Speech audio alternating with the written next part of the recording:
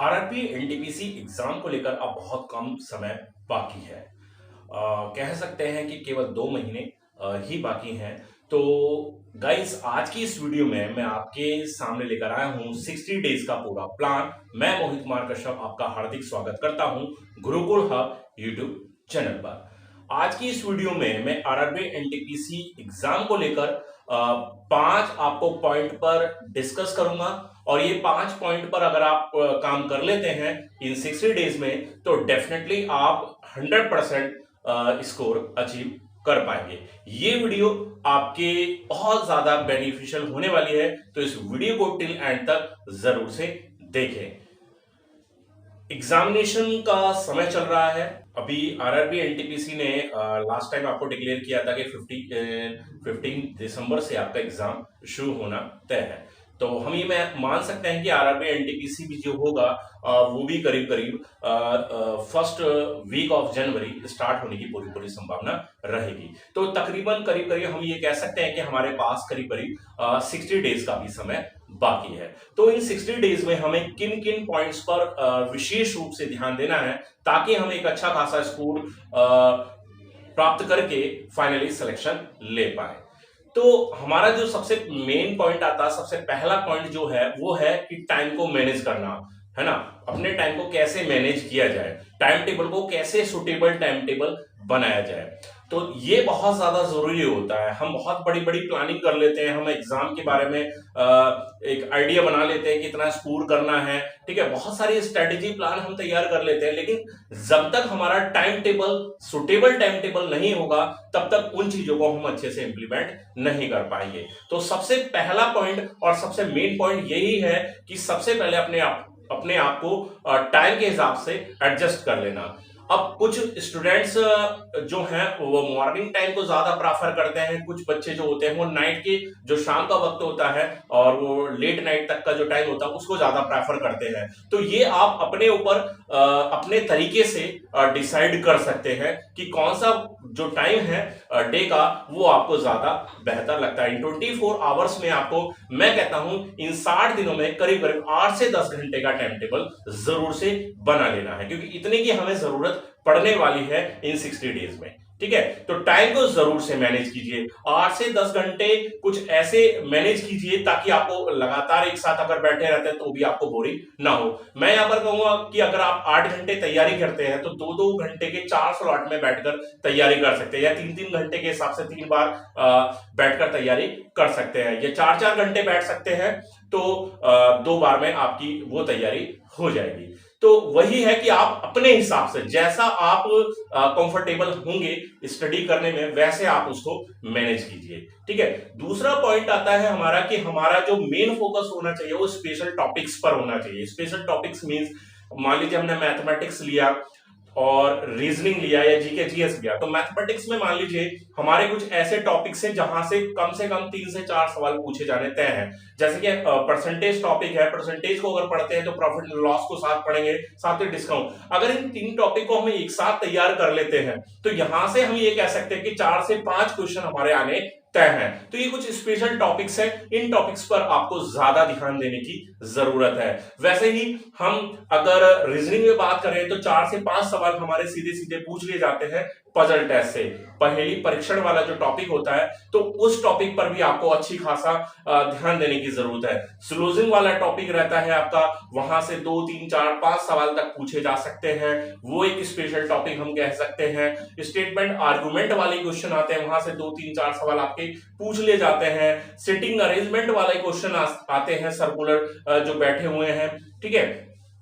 तो ये कुछ मेन ऐसे टॉपिक्स हैं, स्पेशल टॉपिक्स हैं जहां से ज्यादा क्वेश्चन आने की संभावना रहती है। और होता क्या है कि जब आप एक क्वेश्चन को ठीक कर लेंगे तो यहां पर ये भी है कि आप 4 से 5 मान लीजिए पजल टेस्ट है या फिर सिटिंग अरेंजमेंट वाला क्वेश्चन है, तो अगर उस क्वेश्चन को आपने पूरा ठीक से सॉल्व कर लिया, ठीक है, तो वहां पर आपके 4 से 5 नंबर कंफर्म भी बन जाते हैं। तो एक साथ आपके 4 से 5 नंबर कंफर्म हो जाएंगे। तो ये एक बेनिफिट रहता है। तो इस तरह के स्पेशल टॉपिक्स पर आपको ज्यादा ध्यान देने की जरूरत होती है अगर आप एक अच्छा खासा स्कोर करना चाह रहे हैं आरआरबी एनटीपीसी के एग्जाम में, ठीक है।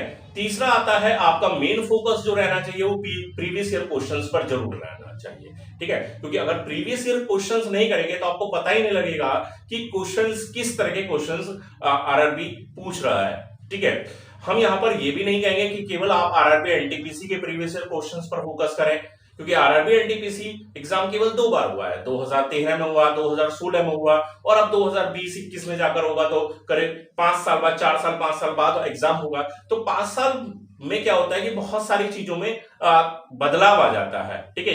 एक जैसे जैसे समय में बदलाव आता है ना, टाइम में बदलाव आता है, वैसे ही क्या होता है क्वेश्चंस के देने के तरीके में, पैटर्न में बदलाव आ जाता है। तो इसलिए आपको एएलपी क्वेश्चंस पर भी ध्यान देना होगा जो लास्ट ईयर हुए हैं, 2018 के सेशन में ग्रुप डी में क्वेश्चन हुए हैं, ठीक है। आरआरबी का जो जेईई वाला एग्जाम है वहां पर जो क्वेश्चंस पूछे गए हैं तो उन पर भी आपको ध्यान देने की जरूरत है, क्योंकि वहां से आपको आइडिया मिलेगा कि किस तरह के क्वेश्चंस के साथ, किस तरह के पैटर्न के साथ क्वेश्चंस एग्जाम में पूछे जाते हैं। तो प्रीवियस ईयर क्वेश्चंस पर आपका 100% आपको वहां पर ध्यान देना है, ठीक है। 100% ध्यान देना है, क्योंकि वहीं से आपको एक अच्छी तैयारी के लिए एक वे मिलेगा। क्लियर?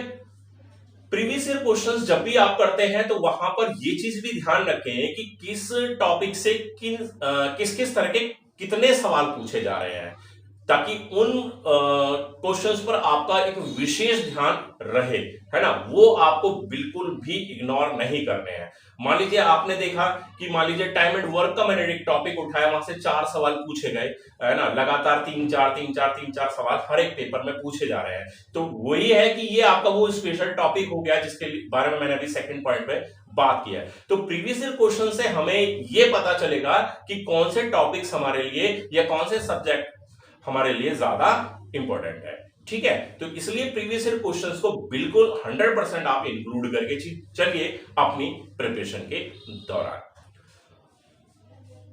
नेक्स्ट पॉइंट हमारा आता है कि जब भी आप तैयारी करते हैं तो आपको प्रैक्टिस पर ज्यादा ध्यान देना है। मोर प्रैक्टिस मोर मार्क्स, मतलब जितना ज्यादा से ज्यादा प्रैक्टिस करेंगे यहां पर उतने ही ज्यादा से ज्यादा मार्क्स आपके यहां पर बनेंगे। मैथमेटिक्स है, रीजनिंग है, दोनों ऐसे सब्जेक्ट हैं जहां पर ज्यादा से ज्यादा प्रैक्टिस का ज्यादा से ज्यादा बेनिफिट आपको मिलता है। भाई एक लिमिटेड सिलेबस है मैथमेटिक्स का, एक लिमिटेड सिलेबस होता है रीजनिंग का, ठीक। तो वहां पर ये नहीं है कि आप ज्यादा करेंगे तो आपको नई नई चीजें सामने देखने को मिलेंगी, नहीं, वहां पर ऐसा नहीं है। वहां पर क्या है कि वही क्वेश्चंस हैं, लिमिटेड क्वेश्चंस हैं, ठीक है, लिमिटेड मेथड्स हैं।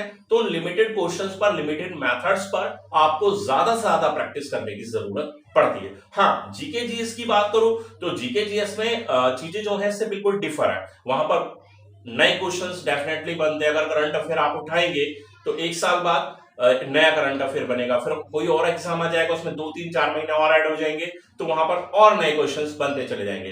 तो इस हिसाब से जीके जीएस में चीजें बढ़ती चली जाती है। लेकिन मैथमेटिक्स और रीजनिंग में क्या है, जो भी आपका एक पर्टिकुलर सिलेबस बना हुआ है क्वेश्चन वहीं से पूछा जाएगा, कुछ भी नया वहां पर नहीं आने वाला है। इसलिए ज्यादा ध्यान आपको मैथमेटिक्स और रीजनिंग में इसलिए देना चाहिए क्योंकि यहां पर आप जितनी भी तैयारी करेंगे, है ना, जितनी भी तैयारी करेंगे, जितनी बेहतर तैयारी कर लेंगे, उसका जो आउटपुट आएगा, उसका जो रिजल्ट आएगा वो भी 100% आएगा। ये दोनों सब्जेक्ट ऐसे हैं, मैथ और रीजनिंग, ये आपको 100% तक भी स्कोर करा देंगे, ठीक है। जबकि जीके जीएस में हम ये उम्मीद थोड़ा कम कर पाएंगे, ठीक है। अब हम अपने लास्ट पॉइंट पर आते हैं, और लास्ट पॉइंट सबसे ज्यादा मेन पॉइंट होता है। जब भी हम कहीं किसी भी कॉम्पिटिटिव एग्जाम की तैयारी करते हैं तो हमारे माइंड को डिस्ट्रैक्ट करने वाली बहुत सारी चीजें होती है, बहुत सारी चीजें। इट मींस हमारे घर का माहौल ऐसा हो सकता है कि शायद वो हमें वो माहौल ना दे पा रहा हो जो पढ़ने के लिए जरूरी है। एक एकांत होने की जो जरूरत होती है, एक कंसंट्रेशन के साथ जो पढ़ने की जरूरत होती है, वो शायद ना मिल पा रही है ना। हो सकता है कि आपके फ्रेंड सर्कल में कुछ ऐसे फ्रेंड्स हो सकता है कि आपके रिलेटिव्स कुछ ऐसे हो जो आपके माइंड को डिस्ट्रैक्ट करने की कोशिश करते हैं, आपको आपके मार्ग से भटकाने की कोशिश कर रहे हैं। या कुछ ऐसी मीडिया हैं, चीजें हैं, जैसे कि आप यूट्यूब से जुड़े हुए हैं, है ना, या फिर आप व्हाट्सएप पर लगे हुए हैं, फेसबुक पर हैं, गेम्स में ज्यादा आपका इन्वॉल्वमेंट है। तो काफी सारी चीजें आपको आपके सामने जब आप एग्जाम की प्रिपरेशन करते हैं तो ये आपके सामने आपको देखने को मिलती हैं, और वो आपके माइंड को डिस्ट्रैक्ट करने की कोशिश करती हैं, आपको मार्ग से भटकाने की कोशिश करती हैं। तो आपको इन चीजों से भी थोड़ा सा दूर रहना है। यूट्यूब पर अगर आपको जाना है तो यूट्यूब पर आप अपने हिसाब से अपने यूजफुल कंटेंट को सर्च कीजिए, जैसे मोटिवेशनल वीडियोस हैं, स्ट्रैटेजी से रिलेटेड वीडियोस हैं, वो देखिए ताकि आपका मोटिवेशन बना रहे। स्ट्रैटेजी प्लान क्या होना चाहिए वो आपको पता चल पाए। क्लासेस वगैरह लाइव क्लासेस चलती हैं, रिकॉर्डेड क्लासेस हैं, वो देखिए जो भी आपके यूजफुल है। इधर उधर का फालतू कंटेंट पर आपका ध्यान नहीं होना चाहिए। वैसे ही व्हाट्सएप पर भी आप लिमिटेड रहिए, फेसबुक पर भी लिमिटेड रहिए, और जो भी आपके दोस्त या रिलेटिव्स आपको डिस्ट्रैक्ट करते हैं उनकी बातों को सुनिए।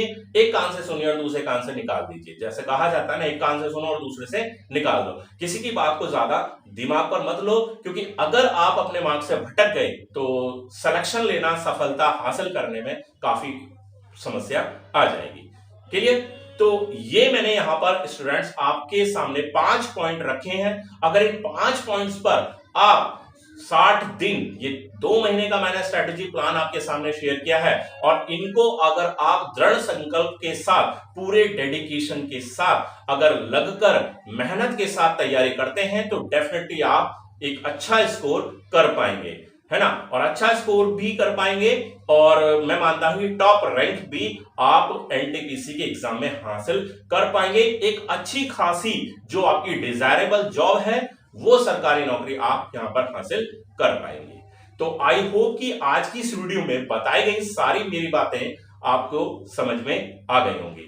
तो वीडियो पसंद आई है, वीडियो को जल्दी से लाइक कर दीजिए, दोस्तों के साथ शेयर भी जरूर से कर देना, क्योंकि काफी सारे दोस्त आपके ऐसे हैं जो आपके बहुत ज्यादा क्लोज होते हैं, है ना, आपको आपकी हेल्प करते हैं, और उनकी हेल्प आपको भी करनी चाहिए। तो उनके साथ भी इस तरह की वीडियो शेयर कीजिए ताकि वो भी अपनी प्रिपरेशन को बेहतर बना सके। और कमेंट करके बताइए कि वीडियो कैसी लगी और क्या चाहते हैं, आपकी क्या डिमांड है, किस तरह की और वीडियोस मैं अपने इस चैनल पर, गुरुकुल हब चैनल के माध्यम से आपके लिए लेकर आऊं, तो वो भी आप मुझे कमेंट करके बताइए।